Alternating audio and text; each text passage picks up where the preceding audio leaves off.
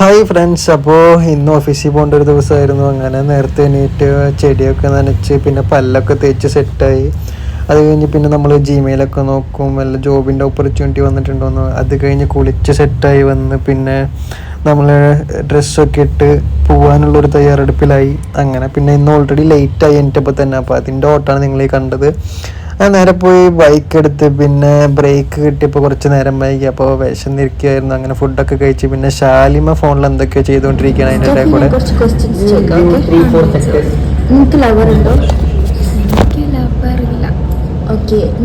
Profession കൂടുതൽ ഇഷ്ടം? ഞാൻ ചെയ്യുന്ന പ്രൊഫഷൻ എനിക്ക് ഓക്കെയാണ്. എയർലൈൻ റിലേറ്റഡ് ആയിട്ടാണ് അതെനിക്കിഷ്ടം. ഓക്കെ.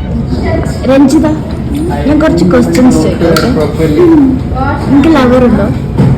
ഇല്ല. ഓക്കെ. നിങ്ങൾക്ക് ഇഷ്ടപ്പെട്ട പ്രൊഫഷൻ എന്താ? എനിക്ക് ഇഷ്ടപ്പെട്ട പ്രൊഫഷൻ ഞാൻ ചെയ്തുകൊണ്ടിരിക്കുന്നത്. പിന്നെ എനിക്ക് ഇൻഫ്ലുവൻസർ ആവാൻ ഇഷ്ടം. ഓക്കെ.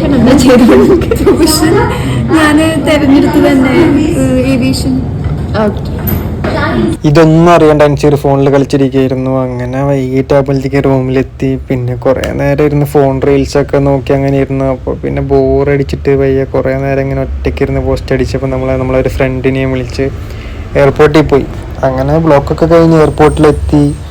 അങ്ങനെ അവിടുത്തെ കാഴ്ചകളൊക്കെ ചുമ്മാ കണ്ട് പിന്നെ പുതിയ ടെർമിനലൊക്കെ കണ്ട് പിന്നെ അവിടെ കുറേ ഒരു സ്ഥലം ഉണ്ടായിരുന്നു. അങ്ങനെ അവിടെ നിന്ന് കുറേ നേരം അവിടെ സംസാരിച്ച് വന്ന് പിന്നെ ലാസ്റ്റ് റൂമിലെത്തി.